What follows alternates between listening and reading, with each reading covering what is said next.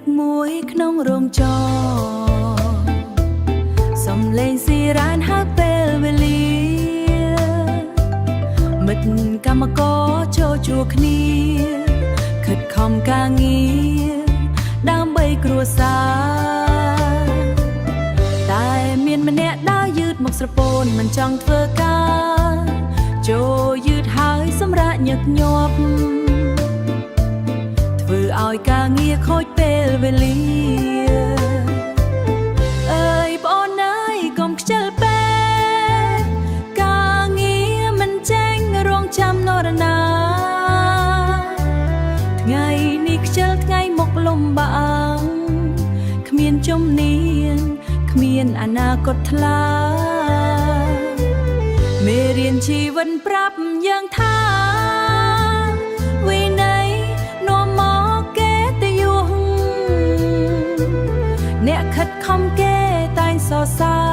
រអ្នកខ្ជិលគេឃើញតែបរាជ័យត្រូវគោរពពេលវេលាស្មោះត្រង់ការងារស្មោះត្រង់ការងារមានទំនួលខុសខំត្រូវរោងចក្ររៃចម្រើនបានរោងចក្ររៃចម្រើនបានព្រោះកម្មករមានន័យល្អកុំលែងទូរស័ព្ទពេលធ្វើការកុំនិយាយច្រើនផ្លេចភារកិច្ចបើយើងខិតខំរាល់ថ្ងៃពុកម្ដាយផ្ញើក្ដីសង្ឃឹមពុកម្ដាយផ្ញើក្ដីសង្ឃឹម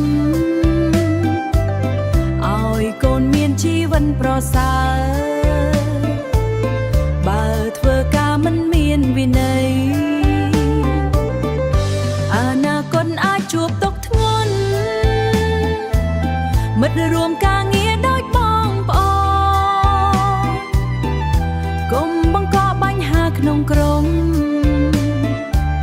ត្រូវរួមដើម្បីជោគជ័យ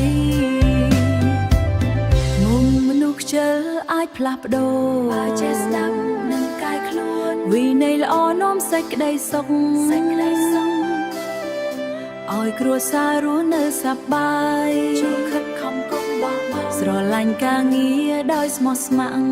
រសំឡេងភ្លេងខ្មែរប្រាប់រៀងរាល់ថ្ងៃ